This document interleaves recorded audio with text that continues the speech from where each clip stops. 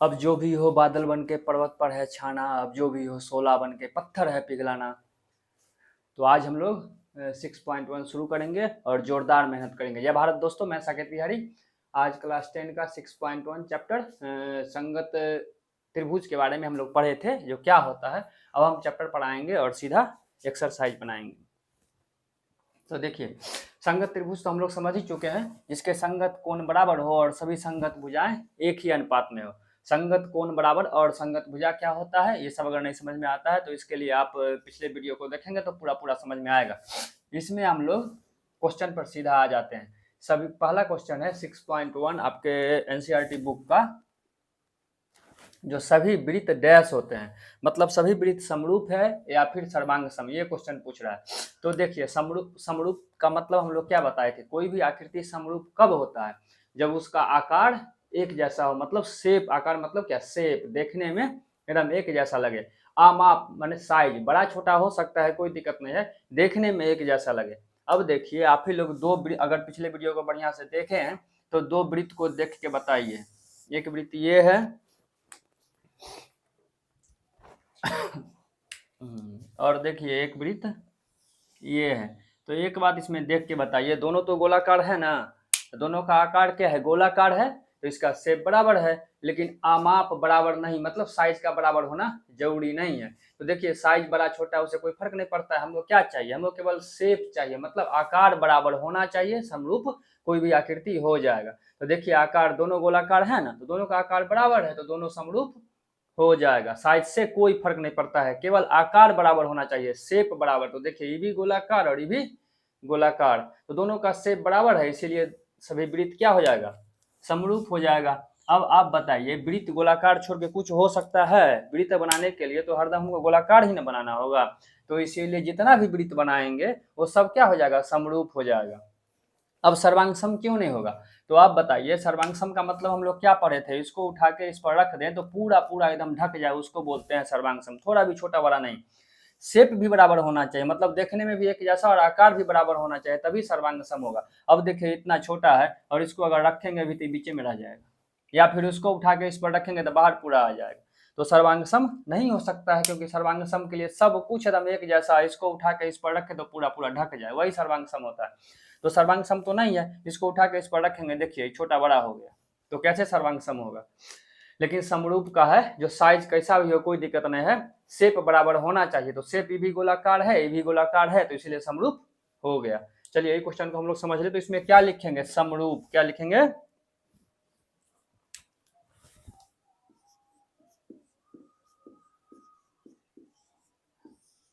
समरूप। अब सभी वृत्त समरूप होगा, हाँ सभी वृत्त होगा चाहे जितना भी वृत्त, कितना भी वृत्त हम खींच दें, सब गोलाकार ही ना होगा, तो सबका शेप बराबर होगा, मतलब आकार समान है, सब गोलाकार है, साइज चाहे जो भी हो, तो इसीलिए क्या होगा, सभी वृत्त समरूप होते हैं।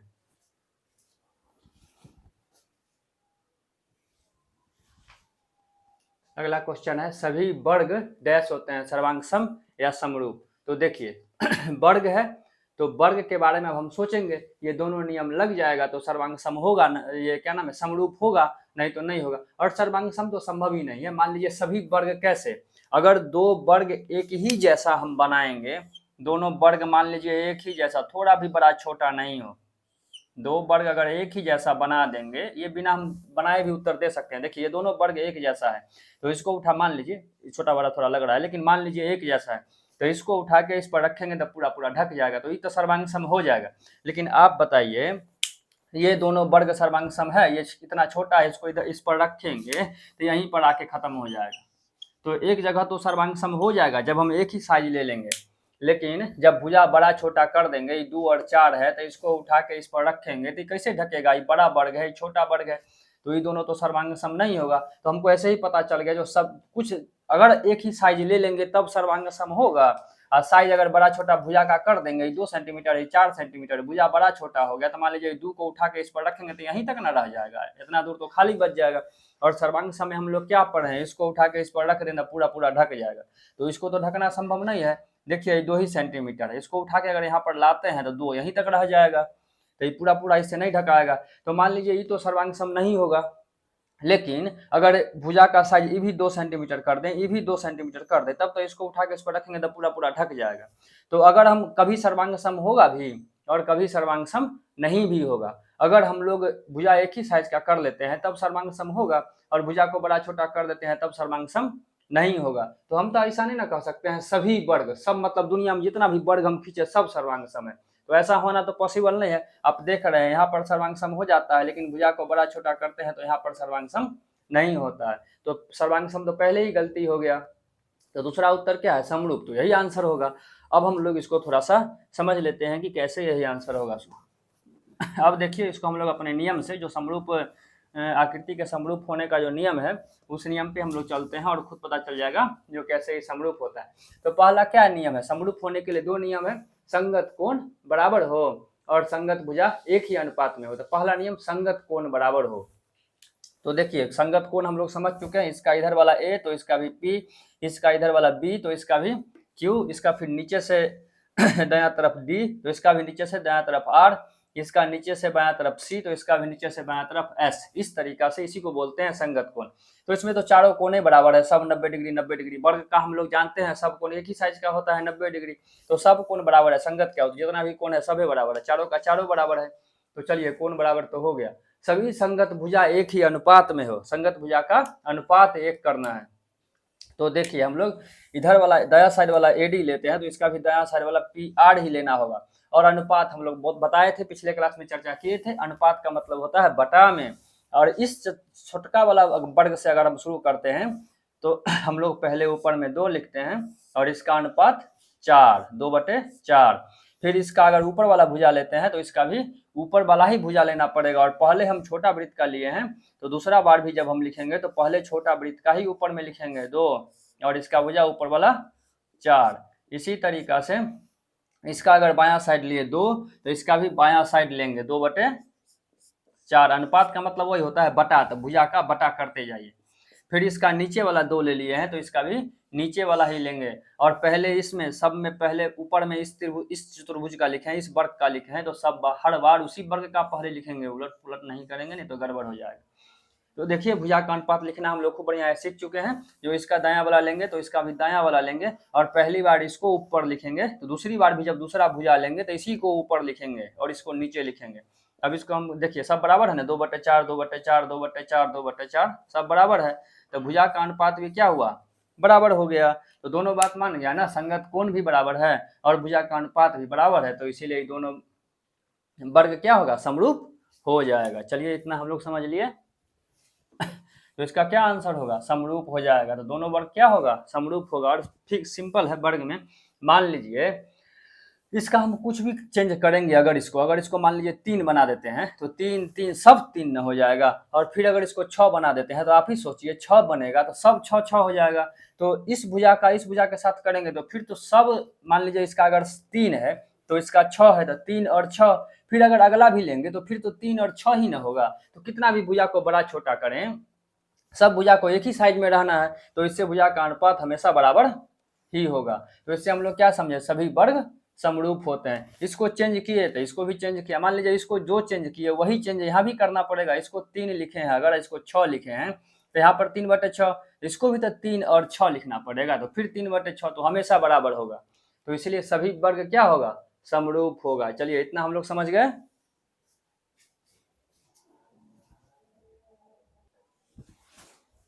अब देखिए अगला क्वेश्चन है, सभी डैश त्रिभुज समरूप होते हैं। तो 2 त्रिभुज का नाम दिया है, एक है समद्विबाहु और दूसरा है समबाहु। तो पूछ रहा है, इसे कहने का मतलब है बताइए सभी समद्विबाहु त्रिभुज समरूप होगा या फिर समबाहु त्रिभुज समरूप होगा। तो पहले हम लोग समद्विबाहु को खींच के समझते हैं। समद्विबाहु, सम माने बराबर, द्वि माने 2 और बाहु माने भुजा। शब्द से हम लोग याद रखते हैं तो हमेशा याद रहेगा। देखिए सम मतलब क्या? बराबर, द्वि मतलब 2, संस्कृत शब्द है द्वि, इसका अर्थ होता है 2। अब बाहु मतलब भुजा, जिसका 2 भुजा बराबर हो। और सम बाहु, सम माने बराबर और बाहु माने भुजा, जिसका सब भुजा बराबर हो। यहाँ पर क्या है? पहले हम लोग समद्विबाहु को समझते हैं, समरूप होगा कि नहीं होगा। तो सम द्वि बाहु, सम माने बराबर, द्वि माने 2, बाहु मतलब भुजा। तो 2 भुजा को हम लोग बराबर कर लिए। ऐसा त्रिभुज खींचेंगे जिसमें 2 भुजा बराबर हो जाए। तो देखिए ये एक त्रिभुज खींचे हैं, नहीं ये ए भी है 2 सेंटीमीटर और ए सी भी है क्या 2 सेंटीमीटर, दोनों दो को भुजा मात्र बराबर होना चाहिए, तीसरा कुछ भी हो सकता है तो अपने मन से कुछ भी 3 लिख लिए। इसी तरह से एक और समद्विबाहु त्रिभुज खींच लिए, तो इसका डी सी डी ई एक भुजा 3 सेंटीमीटर, डी एफ 3 सेंटीमीटर, दो भुजा बराबर कर लिए, और तीसरा भुजा हम अपने मन से कुछ भी दे सकते हैं तो 4 दे दिए। तो देखिए इसमें नियम होता है, जो बराबर भुजा के सामने का कोण हमेशा बराबर होगा, किसी भी आकृति में भुजा अगर बराबर है तो उसके सामने का कोण हमेशा बराबर होगा। सामने के कोण को समझिए, देखिए ये रोड है तो रोड के अगर इस तरफ आपका घर है, आप अपने छत पे खड़ा होकर देखेंगे तो इधर वाली ही दिखाई देगी। हाँ, तो रोड के इस तरफ जो है सो अगर इस तरफ खड़ा होते तो एकदम सामने सामने रोड के दूसरे तरफ, इसी को क्या बोलते हैं आमने सामने, इसी को बोलते हैं अपोजिट, या फिर इंग्लिश में अपोजिट और हिंदी में आमने सामने बोलते हैं। तो बराबर भुजा के सामने का कोण मतलब इसके सामने ये कुछ ऐसा ही यहाँ भी समझिए, बराबर भुजा कौन है, ये वाला भुजा और ये वाला भुजा बराबर है ना, तो ये दोनों भुजा के सामने का कोण हमेशा बराबर होगा। तो देखिए इसका सामने हम लोग पता करते हैं, देखिए ये वाला जो भुजा है इसमें ये कोण और ये कोण तो सटा ही हुआ है, देखिए ये कोण इस भुजा से सटा हुआ है और ये भी कोण इस भुजा से सटा हुआ है। देखिए अगर आप ये देखिए ये आपका घर और ये आपके दोस्त का घर, तो ये तो एक दोनों सटा हुआ है, तो ये कैसे आमने सामने होगा। आमने सामने का मतलब क्या, एक जो है सो रोड के इस तरफ तो दूसरा रोड के इस दूसरे तरफ। अब बताइए दोनों कभी सटेगा, तो आमने सामने का मतलब होता है जो सटे नहीं, एकदम अलग अलग हो, एक रोड के इस तरफ और दूसरा रोड के उस तरफ। तो यहाँ पर भी देखिए ये वाला भुजा है और ये कोण और ये कोण, ये दोनों तो इस भुजा में सटा ही हुआ है, तो ये तो सामने वाला कोण हुआ नहीं, तो तीसरा कोण कौन बच गया, यही वाला ना बच गया, तो इस भुजा के सामने वाला कोण ये हुआ। और ऐसे यहाँ पे खड़ा होकर देखेंगे अगर इधर की तरफ तो यही दिखाई देगा। अब फिर इस भुजा को देखिए, ये वाला कोण और ये वाला कोण तो इस भुजा में सटा हुआ है, तो आमने सामने तो हुआ नहीं। आमने सामने मतलब क्या, एक इस तरफ और रोड के दूसरे तरफ, तो कभी सटेगा। तो तीसरा कोण देखिए, ये वाला कोण और ये वाला कोण तो इस भुजा में सटा हुआ है, तो ये आमने सामने तो हुआ नहीं, एक कोण बच गया, यही वाला लास्ट वाला बच गया तीसरा, तो इसके सामने कौन हो गया, यही हो जाएगा। अब यहाँ पर अगर खड़ा होकर आप देखेंगे भी तो यही कोण दिखाई देगा, मतलब ये दोनों भुजा के आमने सामने या कोण ये दोनों हुआ। तो हम लोग क्या समझे, बराबर भुजा के सामने या कोण बराबर होता है, तो इस दोनों कोण को हमेशा हमको समद्विबाहु त्रिभुज में बराबर करना पड़ेगा। ऐसे भी दुई है ना, तो दो भुजा दो कोण बराबर। तो मान लीजिए इसको 70 और 70 हम लोग बना लिए, तो त्रिभुज में 180 डिग्री होता है ना, तो 40 बचा, तो 40 डिग्री ये हो गया। इसी तरह से एक और समद्विबाहु हम खींच के पता करते हैं जो दोनों समरूप हुआ कि नहीं। तो फिर एक समद्विबाहु खींच लिए, दो भुजा ही बराबर होना चाहिए, तो चलिए इस भुजा और इस भुजा को हम लोग 3-3 बराबर कर दिए, और इसको तो अपने मन से कुछ भी दे सकते हैं, 4 8 जैसा भी बड़ा त्रिभुज खींच दे कुछ भी दे सकते हैं, तो 4 दे दिए। फिर वही बराबर भुजा के सामने का कोण, तो ये वाला भुजा बराबर है, तो इसके सामने खड़ा होकर देखेंगे ये दिखाई देगा, इसके सामने खड़ा होकर देखेंगे ये दिखाई देगा। नहीं तो ऐसे याद रखिए, ये वाला कोण और ये वाला कोण तो इसमें सटा ही हुआ है, तो जो तीसरा कोण बचा वही सामने वाला कोण हो गया। फिर इस भुजा के लिए ये वाला कोण और ये वाला कोण तो इस भुजा में सटा ही हुआ है, तो जो तीसरा कोण बच गया वो इसके सामने का कोण हो गया। तो ये दोनों भुजा के सामने का कोण ये और ये हो गया, तो ये दोनों बराबर होगा, हमेशा याद रखिए बराबर भुजा के सामने का कोण बराबर होता है।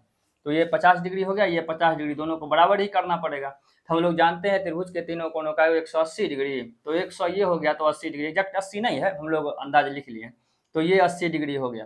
तो चलिए दो समद्विबाहु त्रिभुज बन गया। अब हम लोग देखते हैं दोनों समद्विबाहु त्रिभुज समरूप होगा या नहीं होगा। तो देखिए सबसे पहले हम लोग को क्या करना है, संगत कोण बराबर करना है। तो देखिए ये वाला कोण और ये वाला कोण, तो ये दोनों कोण बराबर होगा लेकिन ये वाला कोण और ये वाला कोण कभी फिक्स होगा बताइए, ये 40 डिग्री और ये 80 डिग्री, कैसे संगत कोण बराबर हुआ। फिर ये 70 डिग्री ये 50 डिग्री, ये 70 डिग्री फिर ये 50 डिग्री, कैसे बराबर होगा।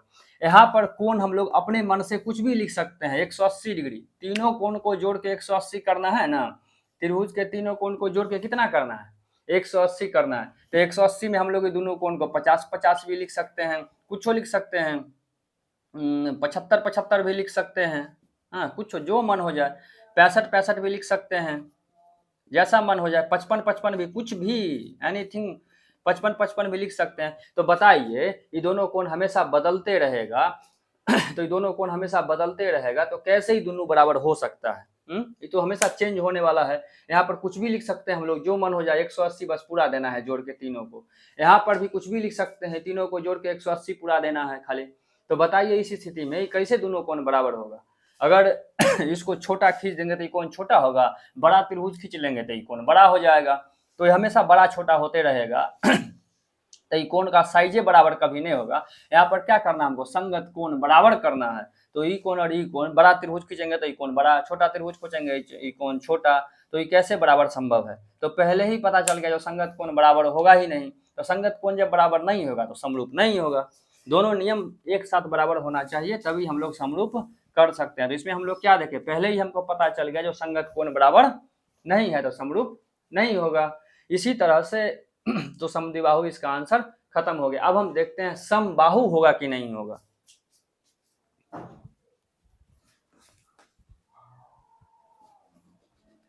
तो देखिए समबाहु का मतलब क्या होता है, सम अबाहु मतलब जिसका सम माने बराबर, बाहु मतलब भुजा, जिसका सब भुजा एकदम एक ही साइज का हो उसको क्या बोलेंगे, समबाहु।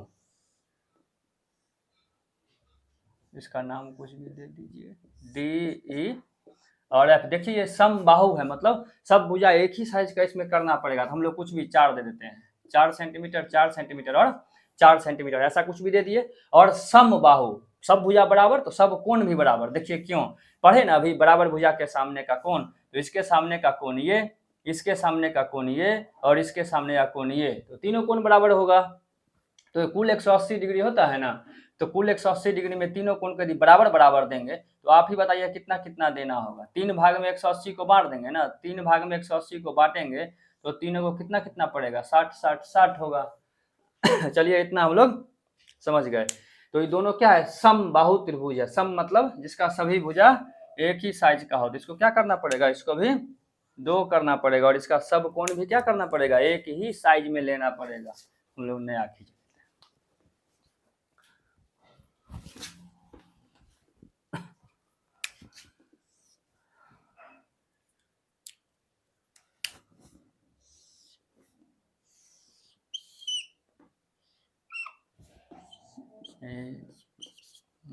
और सी 3 3 और 3 60 60।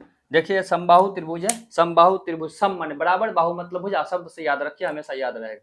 तो सभी कोण और सभी भुजा को बराबर करना है। देखिए सभी कोण बराबर 60 60 60, 3 3 3, सभी यहाँ पर भी 60 60 60 और 4 4 4, सभी भुजा कुछ भी दे सकते हैं। 5 अगर देंगे तो सबको 5 देना पड़ेगा, 10 देंगे सबको 10 देना पड़ेगा। तो चलिए हम लोग इसको देखते हैं समरूप हुआ कि नहीं। तो आप बताइए संगत कोण बराबर, इसका तो सब कोने बराबर है, तो संगत से क्या मतलब है, सब कोने एक दूसरे के, सब 60 60 60, इसमें भी 60 60 60, तो सब कोण एक ही साइज का है, इसमें संगत कोण बराबर का कोई झमेला नहीं है, इसका सब कोण एक ही साइज का है। चलिए ये तो सही हो गया। दूसरा, सभी संगत भुजाएं एक ही अनुपात में, तो संगत भुजा को हम लोग लिख के देखते हैं। आप बताइए ये 3 है तो तीनों 3 ही ना होगा, तो ऊपर तो तीनों हमेशा बराबर, फिर नीचे ही 4 4 है तो नीचे जो भी करेंगे तो चारों ना बराबर, तीनों बराबर होगा। तो देखिए हम लोग पहला का लिखते हैं, इसका ये वाला साइड लिए हैं मान लीजिए 3, तो इसका भी इधर ही वाला साइड क्या लेना पड़ेगा, 4। उसी तरह से पहले इस त्रिभुज का लेन लिए थे, तो दूसरे बार में भी पहले हम इसी त्रिभुज का लेंगे 3, फिर दोबारा इधर वाला 4, इसका नीचे वाला ले रहे हैं 3, तो इसका भी क्या करना पड़ेगा, नीचे वाला लेना पड़ेगा, इसका 4। देखिए बराबर है ना। अब आप बताइए ये हमेशा एक ही साइज का हमेशा बराबर होगा, ये हमेशा बराबर होगा, क्योंकि आप बताइए ऊपर में तो 3 3 3 हम लोग लिखेंगे ना, ऊपर में छोटा त्रिभुज वाला लिखे हैं तो इन तीनों को तो एक ही करना पड़ेगा, क्योंकि तीनों बार तो हम छोटा त्रिभुज ही ना ऊपर लिखेंगे। तो जब छोटा त्रिभुज ऊपर लिखेंगे तो जो एक भुजा होगा, चूंकि समबाहु है सब भुजा वही होगा, फिर नीचे हम लोग क्या लिखेंगे, इस त्रिभुज वाला लिखे हैं तो नीचे तीनों में इसी त्रिभुज वाला लिखना पड़ेगा ना। तो इस त्रिभुज का तीनों भुजा एक ही साइज का है तो नीचे में तीनों का तो एक ही बात लिखना पड़ेगा। तो कितना भी भुजा को हम लोग बड़ा छोटा करें, कैसा भी कर दें, वो हमेशा क्या होगा, बराबर ही होगा। सिंपल सोचिए, यहाँ पर देखिए ऐसे ऊपर में हम लोग क्या लिखे हैं, इस त्रिभुज का लिखे हैं अंश और हर है ना, तो अंश में हम लोग इस त्रिभुज से शुरुआत किए हैं ना, तो दूसरा बार भी जब भुजा का बटा करेंगे तो इसी त्रिभुज से शुरुआत करेंगे, तीसरा बार भी भुजा का बटा करेंगे तो इसी त्रिभुज से शुरुआत करेंगे। तो तीनों बार ऊपर में इसी त्रिभुज को लिखना है तो सेम ही लिखाएगा। नीचे जब पहली बार हम इस त्रिभुज का एक भुजा नीचे लिखे हैं तो दूसरी बार भी इसी त्रिभुज का भुजा नीचे लिखेंगे, तीसरी बार भी इसी त्रिभुज का भुजा नीचे लिखेंगे। तो जब इसी त्रिभुज का भुजा नीचे लिखेंगे तब तो ये तीनों तो बराबर ही ना होगा हमेशा, तो इसीलिए समबाहु त्रिभुज अनुपात हमेशा बराबर होगा। तो हम लोग क्या समझे, सभी कौन त्रिभुज समरूप हो सकता है, तो सभी समबाहु त्रिभुज क्या होगा, हमेशा समरूप होगा, तो इसमें क्या भराएगा, समबाहु। क्या हम लोग भरेंगे, समबाहु। इसका आंसर क्या हो गया, समबाहु। और ये वाला गलत हो गया। चलिए हम लोग सीधा आंसर नहीं याद करते हैं, पहले पूरा पूरा समझते हैं एकदम ध्यान से, उसके बाद आंसर। बहुत सिंपल है। हम लोग समरूप में संगत भुजा लिखते वक्त क्या लिखे थे, जो इस त्रिभुज का दायां वाला शुरू करते हैं तो इस त्रिभुज का भी दायां वाला ही लेंगे, बटा में अनुपात है। फिर इस त्रिभुज का बायां वाला लेते हैं तो इस त्रिभुज का बायां वाला ही लेंगे, बटा में। इस त्रिभुज का नीचे वाला तो इस त्रिभुज का नीचे वाला ही लेंगे। तो सबसे पहले हम ही छोटा वाला इस त्रिभुज से शुरू करते हैं, त्रिभुज ABC से, और दायां वाला भुजा 3 सेंटीमीटर ऊपर लिख लिए।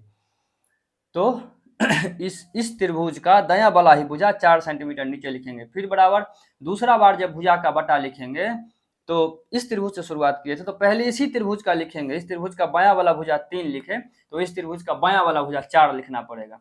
फिर तीसरी बार भी शुरुआत करेंगे तो इसी त्रिभुज से पहले शुरू करेंगे, क्योंकि यहाँ पर पहले इसी त्रिभुज से शुरू किए हैं। तो इस त्रिभुज का नीचे वाला भुजा अगर लिखे हैं 3 तो यहाँ पर बटा में इस त्रिभुज का भी नीचे वाला भुजा लिखना पड़ेगा 4। ऐसा अनुपात लिखने का तरीका होता है। और आप बताइए, जब ऊपर में हमेशा इसी त्रिभुज का लिखना है और ये समबाहु है तो सब भुजा तो एक ही साइज का लिखाएगा, तो एक ही लिखाएगा, 3 3 3 4 4 4 5 5 5 जो भी हो। और नीचे में माने हर में बटा के नीचे माने हर हमेशा हमको इस त्रिभुज का लिखना है, तो इस त्रिभुज का सब भुजा एक ही साइज का है तो नीचे तो हमेशा एक ही साइज का लिखाएगा, तो ये हमेशा बराबर होगा। तो इससे हम लोग क्या समझे, सभी समबाहु त्रिभुज क्या होगा, हमेशा समरूप होगा। तो ये समबाहु वाला इसमें आंसर हो गया।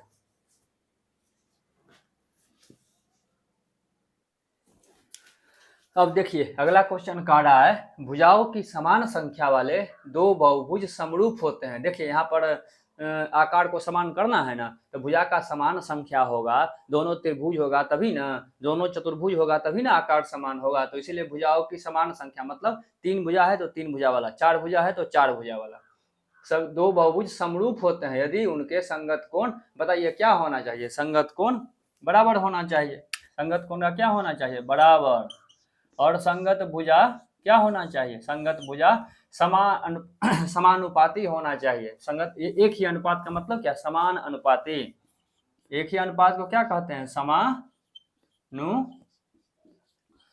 या फिर आप लिख लीजिए एक ही अनुपात में होना चाहिए। तो इसका आंसर क्या हो गया, सभी संगत कोण बराबर होना चाहिए और संगत भुजा समानुपाती होना चाहिए। आप इसमें हमेशा संगत पर ध्यान देंगे, हमेशा बनेगा। तो ये तो पूरा ये वाला लिखना था तो इसमें कुछ है नहीं। चलिए क्वेश्चन खत्म हो गया, हम लोग अगले क्वेश्चन पर चलते हैं। अब देखिए दूसरा नंबर क्वेश्चन कहता है समरूप आकृति का उदाहरण दीजिए। तो देखिए ये वाला एक किताब, हाँ ये ऐसा उदाहरण दीजिएगा, ये किताब है ना, ये किताब का एक ही किताब का 2 पेज, देखिए एक ही किताब का 2 पेज तो हमेशा समरूप होबे न करेगा है? तो कुछ भी उदाहरण दे सकते हैं समरूप आकृति का। 2 समबाहु त्रिभुज भी समरूप होगा, इसी तरह से बहुत सारा उदाहरण दे सकते हैं। 2 वर्ग भी समरूप होगा। तो इस तरीका से हम लोग समरूप आकृति का बहुत सारा उदाहरण दे सकते हैं। अभी कहता है ऐसी आकृति जो समरूप नहीं है, तो अभी आप पढ़े समद्विबाहु त्रिभुज समरूप नहीं होगा, तो उदाहरण हम लोग अपने से खोज के आसानी से लिख सकते हैं। अब हम लोग अगले क्वेश्चन की ओर चलते हैं।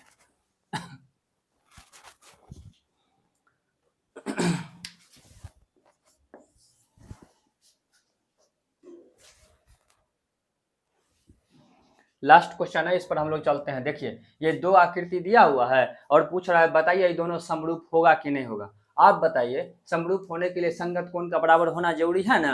तो आप देखिए ये ऐसा जैसे ही किया हुआ है ना, सीधा वाला एक लकीर खींचा हुआ है तो इसका मतलब होता है 90 डिग्री। देखिए सब जगह ऐसा खींचा हुआ है सीधा वाला लकीर, ऐसा जैसे ही खींचते तो इसका मतलब हम लोग समकोण समझते हैं। समकोण मतलब 90 डिग्री। तो देखिए खींचा हुआ है ना एकदम सीधा सीधा, तो इसको समझ जाएंगे कितना, नहीं लिखा हुआ है फिर भी हम लोग समझ जाएंगे ये 90 डिग्री। जैसे ही सीधा सीधा एकदम खींचा होगा तो इसका मतलब हम लोग क्या समझ जाएंगे, 90 डिग्री। यहाँ पर देखिए ऐसा तो सीधा खींचा हुआ है नहीं, तो कोण के बारे में हम लोग कुछ कह ही नहीं सकते हैं कितना होगा इसका कोण। और देखिए इसका सब भुजा बराबर है 3 सेंटीमीटर 3 सेंटीमीटर 3 सेंटीमीटर और 3 सेंटीमीटर, तो ये है क्या हो गया, और सभी कोण भी बराबर, तो ये वर्ग हो गया। और इसका देखिए सभी भुजा तो बराबर है लेकिन सभी कोण के बारे में हमको कोई जानकारी नहीं है। तो ये 4 भुजा वाला है, इसको कहेंगे सम चतुर्भुज। किसका ये क्या हो गया, सम चतुर्भुज, ये हो गया सम चतुर्भुज। देखिए सम चतुर्भुज क्यों इसका नाम पड़ा था, सम मतलब बराबर और चतुर्भुज मतलब 4 भुजा। जिसका चारों भुजा बराबर हो जाए। तो देखिए चारों भुजा बराबर है ना इसका, तो इसको हम लोग कहेंगे समचतुर्भुज। ये है वर्ग, क्योंकि चारों भुजा बराबर और चारों कोण भी 90 डिग्री। तो आप बताइए इसके चारों कोण के बारे में कोई जानकारी है? वो कितना भी हो सकता है, कोई जानकारी नहीं है इसके चारों कोण के बारे में। समचतुर्भुज है तो इसका आमने सामने का कोण बराबर हो सकता है। चतुर्भुज में नियम होता है इसके चारों कोण को जोड़ देंगे तो कितना होगा, 360 डिग्री। कितना हो जाएगा 360 डिग्री। तो 360 डिग्री में इसमें नियम होता है आमने सामने का कोण बराबर। अगर आप इस चतुर्भुज वाला नहीं समझ रहे हैं तो मेरे पिछले क्लास का वीडियो है, उसको आप लोग देख के चतुर्भुज किस तरह का होता है और कई प्रकार उसको बड़े आसानी से समझ सकते हैं। अब देखिए यहाँ पर आमने सामने का कोण हमेशा बराबर होता है, तो कुछ भी इसको कर दीजिए।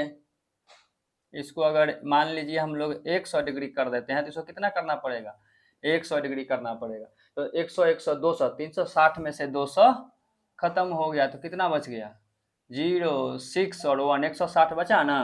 तो इसको कितना करना पड़ेगा, 80 करना पड़ेगा और इसको 80 करना पड़ेगा। ये हम लोग अपने मन से ज्यूम कर लिए हैं, क्योंकि समचतुर्भुज में नियम होता है आमने सामने का कोण बराबर होता है। अब आप देखिए ये है 100, ये है 90। इसका ऊपर वाला दाएं से लिए है तो इसका भी ऊपर वाला दाएं से, संगत कोण ये 90 100 कैसे बराबर होगा।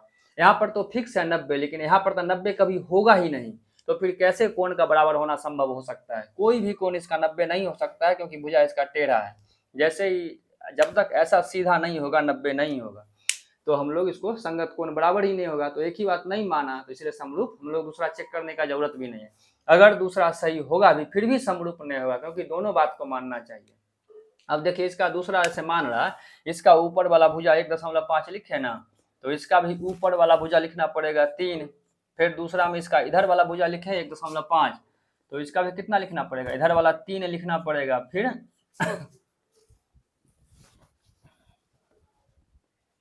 इसका नीचे वाला अगर 1.5 लेते हैं तो इसका भी क्या, नीचे वाला 3 लिखना पड़ेगा। इसका कहीं भी सब तो 1.5 है, 1.5 तो इसका भी 3। अब देखिए भुजा का अनुपात तो बराबर है, क्योंकि सब भुजा एक के साइज का है। तो इसका 1.5 3, फिर 1.5 और 3, फिर 1.5 और 3, फिर नीचे से 1.5 तो इसका भी नीचे वाला 3। तो ऊपर में 4 बार में हमेशा केवल इसी का लिखना है, तो 1.5 है तो सब 1.5 ही लिखाएगा। और नीचे में हमेशा हमको इसी वाला लिखना है, तो इसका सब भुजा 3 है तो 3 3 3 ही लिखाएगा।